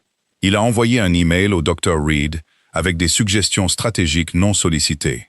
Il a appelé 2 donateurs pour les avertir que Claire transformait la fondation en une machine bureaucratique. Il a essayé d'organiser un salon privé sur l'avenir de la philanthropie et a invité la moitié de l'ancienne liste de donateurs. Seules 7 personnes sont venues. L'une d'elles était une journaliste. La journaliste a écrit un court article décrivant Julian comme un philanthrope d'héritage, luttant pour définir son rôle après les réformes de gouvernance de la fondation familiale. Nora a imprimé l'article et a souligné « luttant pour définir son rôle ». Odorant, a-t-elle dit. Tu veux dire brutal? Ça aussi. Julian a appelé Claire après la publication de l'article. Pour une fois, elle a répondu avec Mara présente. « Que veux-tu, Julian ?» Sa voix semblait rauque. « Tu apprécies ça? »« Non. »« Tu t'attends à ce que je croie ça? Je n'attends plus rien de toi maintenant. » Ça l'a arrêté un moment. Puis il a dit « J'ai construit cette fondation avec toi. » Claire a gardé Mara. Les sourcils de Mara se sont levés. Claire a gardé une voix calme. « Julian, tu assistais aux réunions quand les donateurs étaient présents et tu disparaissais quand la conformité avait besoin de travail. Je lui ai donné une vision. Tu lui as donné un langage. Parfois, ça a aidé. Souvent, ça l'a créé du travail pour les autres. » Il a ri amèrement. La voilà. La vraie Claire, supérieure et tranchante. Non, la vraie Claire ne se censure plus. Pour que tu puisses confondre le confort avec le respect. Silence. Quand il a reparlé, la colère s'était amincie en quelque chose de plus dangereux. Je n'aurais jamais dû t'épouser. Claire a regardé le téléphone. La phrase l'aurait brisée autrefois. Maintenant, elle sonnait comme un homme essayant de regagner le pouvoir de rejeter ce qui était déjà parti. C'est peut-être la première chose sur laquelle nous sommes d'accord. La bouche de Mara a tressailli. Julian a mis fin à l'appel. Mara a sauvegardé l'enregistrement. Vous devenez concise. C'est bon pour les factures d'avocat? Excellent. Le bureau des œuvres de bienfaisance du procureur général a annoncé un examen formel à la fin de l'été. Ce n'était pas une mise en accusation criminelle. Malgré ce que les réseaux sociaux voulaient croire, c'était plus lent, plus sec et plus effrayant pour les gens qui aimaient leur influence informelle. Les avocats d'Elena ont publié une déclaration soulignant leur coopération. Les avocats de Julian ont souligné son rôle historique limité. La déclaration de Claire, approuvée par le Conseil, a mis l'accent sur les programmes en cours, la protection des donateurs et la préservation complète des documents. La différence comptait. Helena se protégeait. Julian se minimisait. Claire protégeait le travail. Les donateurs l'ont remarqué. Les patients ne se souciaient pas du drame des Ashford, mais ils se souciaient que le programme des cicatrices de brûlure ouvre à temps. Le matin de l'ouverture, Claire se tenait dans le couloir de l'hôpital pendant que les premières familles visitaient le nouvel espace de réadaptation. Les murs étaient peints d'un vert doux. Les salles de thérapie avaient des miroirs réglables, des paravents et des tiroirs de rangement étiquetés par quelqu'un d'une propreté presque agressive. Nora a nié toute implication, sans convaincre. Un petit garçon avec un manchon de compression sur un bras est passé devant Claire en tenant la main de sa mère. Il a regardé la plaque des donateurs, puis la salle de thérapie. C'est ici qu'ils aident pour que ça ne fasse pas mal? Sa mère s'est agenouillée à côté de lui. C'est l'idée. Claire s'est tournée vers la fenêtre. Pendant des mois, la fondation avait été des dossiers, des avocats, des déclarations, et des pièces où les gens se disputaient à propos de la réputation. Voici le travail. De petites baskets sur le sol de l'hôpital. Une mère essayant de paraître pleine d'espoir sans mentir. Une pièce conçue pour que la douleur puisse devenir plus gérable. Le docteur Reed est venu se tenir à côté d'elle. « C'est pour ça qu'on nettoie la fumée de la pièce », a-t-il dit. Claire l'a regardé. Je pensais à quelque chose de similaire. Moins élégamment, je suppose. Probablement avec plus de feuilles de calcul. Il a souri. Lors de la cérémonie d'ouverture, Claire a parlé pendant 3 minutes. Pas de grande confession, pas de référence à Julian, pas de langage dynastique. Elle a remercié les cliniciens, les donateurs, les conseillers des patients et les administrateurs. Elle a nommé les contrôles des fonds restreints sans que le public se sente piégé dans un séminaire de comptabilité. Elle a terminé en disant que la crédibilité de la fondation serait mesurée, non pas par le nom de la famille sur de vieux bâtiments, mais par le fait que les promesses faites aux patients restent vraies quand aucune lumière de gala n'est allumée. Ensuite, une femme s'est approchée d'elle dans le couloir. Elle s'est présentée comme la mère d'une boursière d'un des programmes plus anciens de la Fondation. Je voulais vous dire quelque chose. La femme a dit « Ma fille disait que Madame Ashford était la seule personne qui répondait aux emails comme si les questions comptaient. » Claire a dégluti. « Quel est le nom de votre fille? » Leah. Claire se souvenait de Leah, étudiante de première génération, génie biomédical, terrifiée par les formulaires fiscaux, brillante en conception de prothèses. Comment va-t-elle? Elle commence ses études supérieures. La femme a souri. Elle a dit de vous dire qu'elle vérifie toujours chaque pièce jointe avant de l'envoyer, parce que vous l'avez effrayée professionnellement. Claire a ri. Bien, et merci. La femme l'a serrée rapidement dans ses bras, puis s'en est excusée. Claire a dit que ce n'était rien. C'était cette étreinte qui a fait ce que les applaudissements ne pouvaient pas faire. Elle a rappelé à Claire que son utilité n'avait jamais été le problème. Le problème était de la donner à des gens qui confondaient l'utilité avec la jetabilité.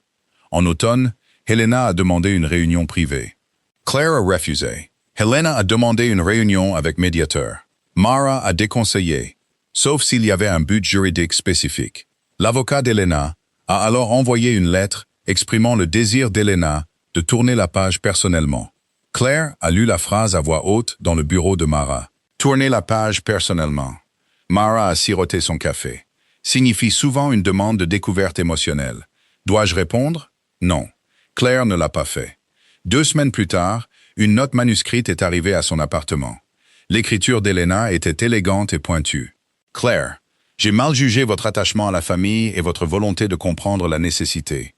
Je regrette la douleur causée par le manque de retenue de Julian. Vous étiez précieuse pour nous, et quoi que vous croyiez maintenant, je n'avais pas l'intention que vous soyez blessée. Helena. Claire s'est assise à son bureau et l'a lu 2 fois. Vous étiez précieuse pour nous. Même dans ses excuses, Helena ne pouvait pas trouver la personne.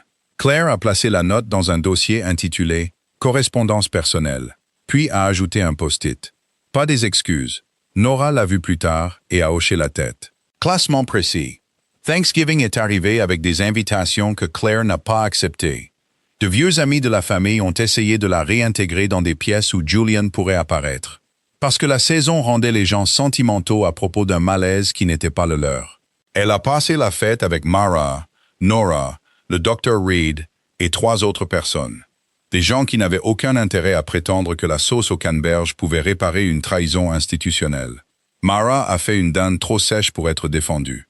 Nora a apporté 4 tartes et a prétendu que ça la dispensait de la vaisselle. Claire a apporté des légumes rôtis et le bon vin que Julian disait gaspillé pour des dîners décontractés. Ils l'ont bu avec des serviettes en papier. C'était meilleur comme ça. Au dessert, Nora a levé sa fourchette aux femmes utiles qui sont devenues gênantes. Mara l'a regardé. Ça sonne comme un titre de procès ou un nom de groupe. Le Dr. Reed a dit « J'irai à ce concert ». Claire a souri, mais le toast l'a profondément touché. Les femmes utiles qui sont devenues gênantes. Peut-être que ce n'était pas une tragédie. Peut-être que c'était une étape de la liberté que personne ne mettait dans les vœux de mariage. En hiver, Julian a quitté New York pour Palm Beach, officiellement pour conseiller un bureau familial sur la stratégie philanthropique.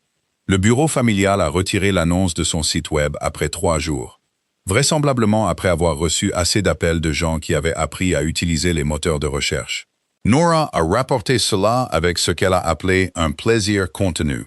Claire n'a pas demandé à quel point il était contenu. Vivian a envoyé une carte postale de Lisbonne. Pas de longue confession, pas d'appel sentimental. Seulement une photo de carreau bleu et une note. La plomberie est toujours terrible. Le balcon en vaut la peine. Claire l'a placé sur sa bibliothèque pendant une semaine, puis l'a déplacé dans le dossier avec la déclaration de Vivian. Pas parce que c'était une preuve, parce qu'elle appartenait à ce chapitre, et les chapitres méritent des couvertures. À l'anniversaire du gala, Claire est retournée à l'hôtel Belrose seule. Pas pour se punir, pas pour se réapproprier la pièce. Elle avait une réunion à proximité et est arrivée en avance. La pluie a commencé de manière inattendue, forte et froide. Elle s'est donc abritée dans le hall. Les portes de la salle de bal étaient ouvertes. À l'intérieur, le personnel dressait les tables pour un autre événement. Des fleurs différentes, du linge de table différent, pas d'armoirie des Ashford. Claire se tenait à l'entrée. Le lustre brillait au-dessus du sol vide. Un instant, elle a vu l'ancienne scène avec une clarté douloureuse. Julian au micro, Vivian à ses côtés. Helena se levant, les invités retenant leur souffle. Claire attendant que le sol disparaisse. Puis, un serveur a poussé un chariot de verrerie à travers le souvenir et la pièce est redevenue ordinaire. Une salle de bal, chère, surchauffée, pleine de gens faisant leur travail. Claire n'avait pas besoin d'entrer. Elle n'avait pas besoin de pardonner à la pièce. Elle avait seulement besoin de savoir qu'elle ne la retenait plus. À la réception, une jeune femme a fait tomber une pile de cartons de table. Ils se sont éparpillés sur le sol en marbre. Claire s'est penchée pour aider. « Merci », a dit la femme, troublée. Premier grand événement. Vérifiez les numéros de table par rapport à la liste finale des invités avant de classer par ordre alphabétique, a dit Claire automatiquement. Ça évite des ennuis plus tard. La femme a cligné des yeux. On dirait que vous vous y connaissez. Claire lui a tendu le dernier carton. Oui. Dehors, la pluie s'est adoucie. Claire est retournée sur le trottoir et a ouvert son parapluie. La ville sentait le pavé mouillé et les marrons grillés d'un chariot au coin de la rue. Son téléphone a vibré. « Nora, où es-tu » Le docteur Reed se dispute avec l'imprimante et perd. Claire a répondu par texto. « En route. Dis-lui que les imprimantes répondent à la confiance. » Nora a répondu. « Les imprimantes répondent à la peur et au tonnerre. » Claire a ri en marchant. C'est ce que sa vie était devenue après la phrase que Julian pensait la réduire. Pas un fantasme de vengeance figé au moment de son regret. Du travail, la météo, des amis qui apportaient de la soupe et insultaient les imprimantes. Des documents qui correspondaient aux promesses. Des pièces où elle pouvait entrer ou sortir par choix. La capacité d'entendre son propre nom sans Ashford attaché et de se sentir non pas diminué, mais retrouvé. Un après-midi, Vivian a demandé une réunion par l'intermédiaire de son avocat, correctement. Claire a failli refuser, puis elle a accepté 30 minutes dans la salle de conférence de Mara. Vivian est arrivée dans un manteau noir, les cheveux attachés, pas de soie émeraude, pas de performance. Elle ressemblait moins à un fantôme à la lumière du jour. Elles se sont assises l'une en face de l'autre avec Mara présente. Pendant un moment, aucune des deux femmes n'a parlé. Vivian a commencé. « Je quitte New York. » Claire a hoché la tête. « Londres. Lisbonne. Mon père déteste ça. Ce qui fait partie de l'attrait. » Ça a presque fait sourire Claire.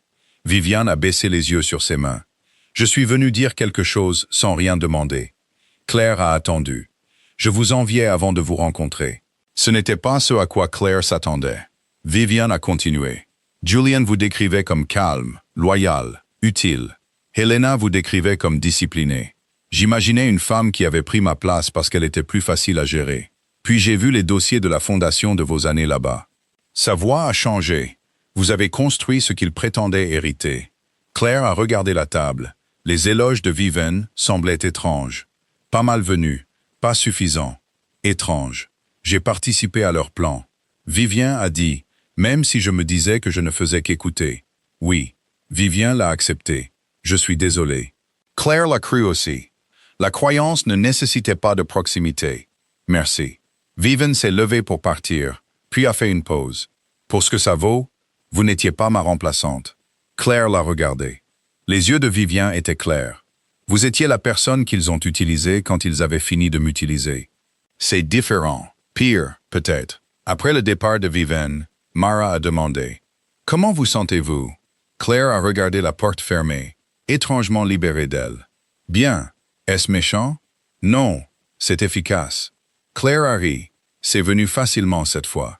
Des mois plus tard, la Fondation a organisé son premier gala après le scandale. Pas à l'hôtel Belrose, Claire a refusé.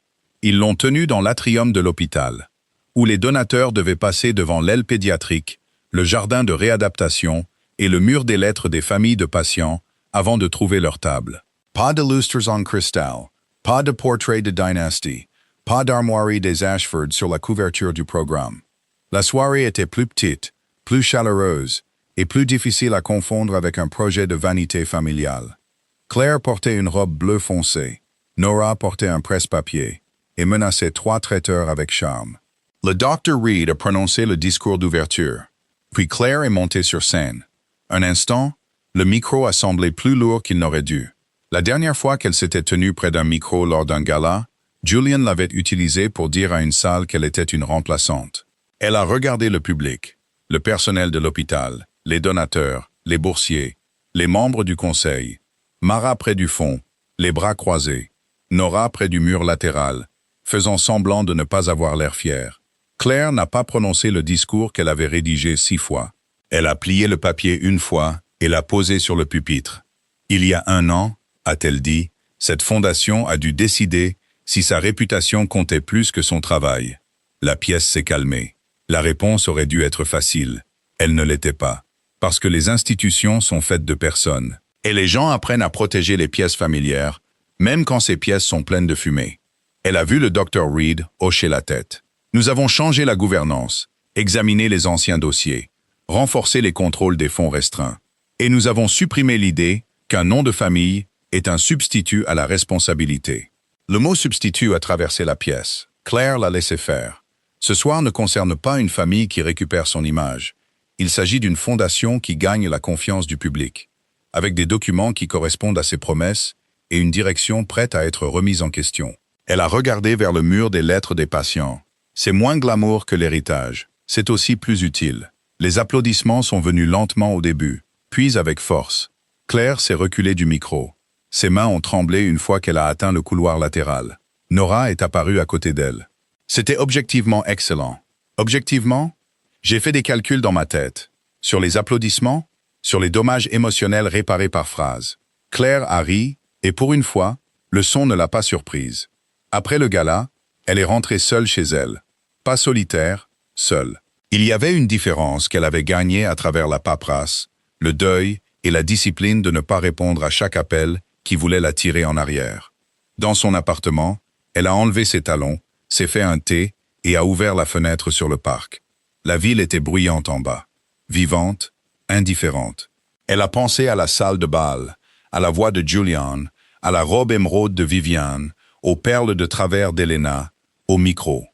La phrase qui avait semblé, pendant un moment brutal, être la fin de sa dignité. Tu n'étais que la remplaçante de Viviane. Maintenant, elle comprenait que l'insulte la plus profonde n'était pas que Julian ait aimé quelqu'un avant elle. Les gens survivent aux anciens amours. L'insulte était qu'il croyait que le but de Claire avait été de combler un vide dans son histoire. Il n'a pas vu la femme qui construisait la fondation, réparait la base de donateurs, protégeait les subventions, tenait les comptes. Elle l'aimait avec une patience qu'il a confondue avec l'absence. Ce qu'il a vu à la place, c'était un rôle. Épouse pratique, visage respectable, pont opérationnel, sortie élégante. Claire a posé sa tasse de thé sur le rebord de la fenêtre.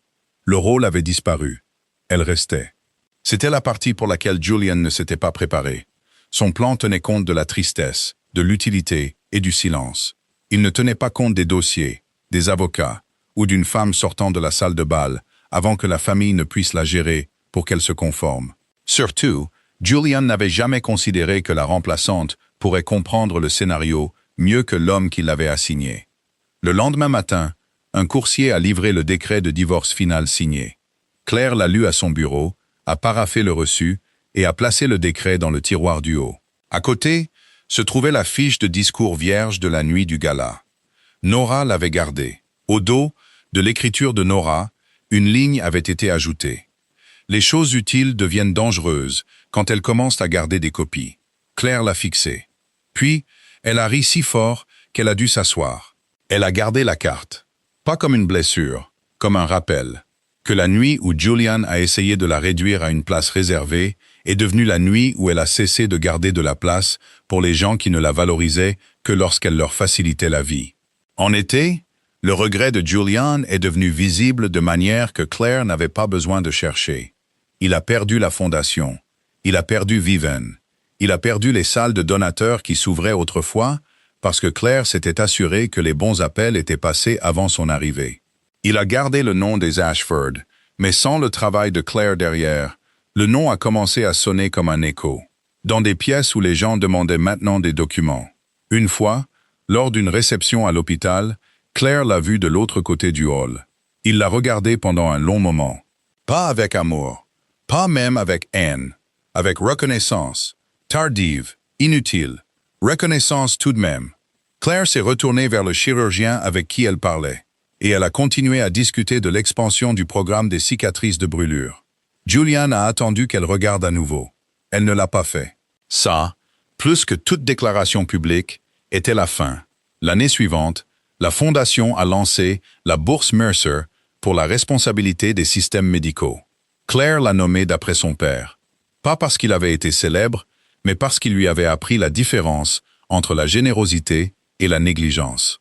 La bourse finançait de jeunes administrateurs, des infirmières, des travailleurs sociaux et des défenseurs des patients, des gens qui voulaient comprendre comment l'argent circulait dans les hôpitaux et pourquoi les bonnes intentions échouaient quand personne ne vérifiait les formulaires.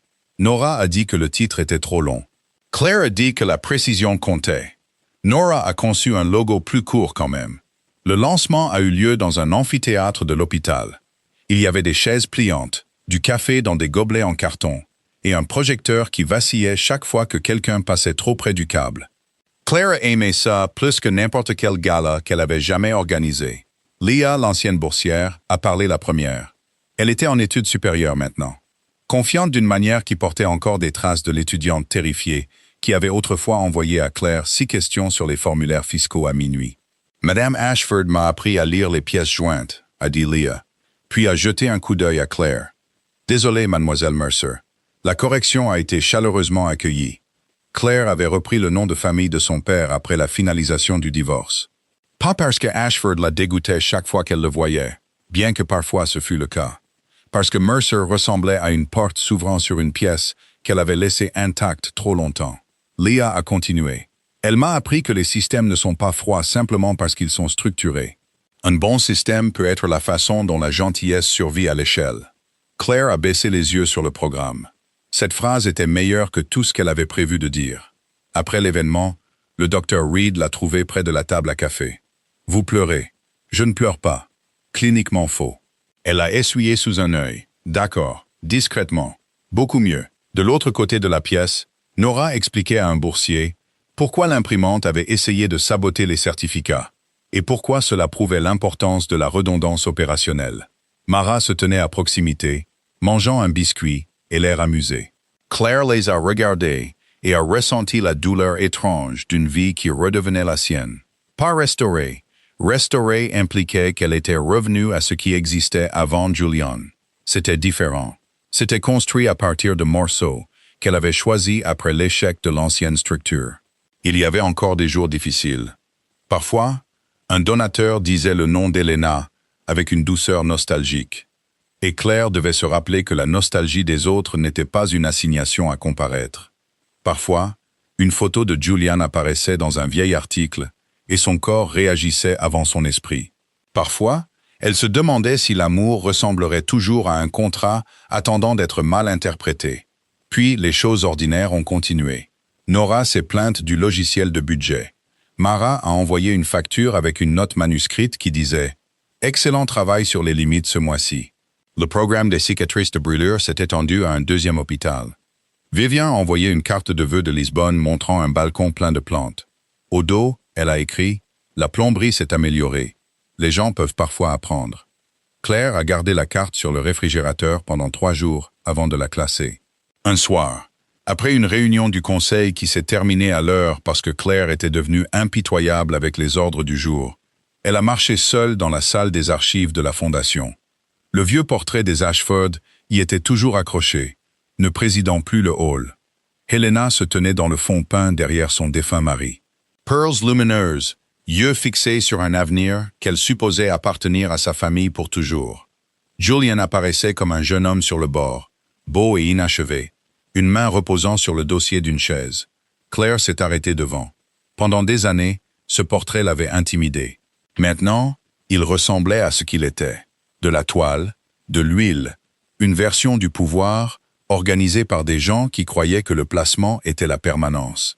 La salle des archives contenait aussi des cadres plus récents. Maintenant, des lettres de patients, des photos de bourse, des copies de rapports annuels publics. Et une petite exposition expliquant les réformes de gouvernance après l'examen indépendant. Nora avait plaidé pour un langage simple dans l'exposition. Pas d'euphémisme, a-t-elle dit. Les euphémismes sont l'endroit où la responsabilité va faire la sieste. L'exposition ne mentionnait pas l'insulte du gala. Elle n'en avait pas besoin. L'histoire de la Fondation était plus grande que la pire phrase prononcée dans un micro.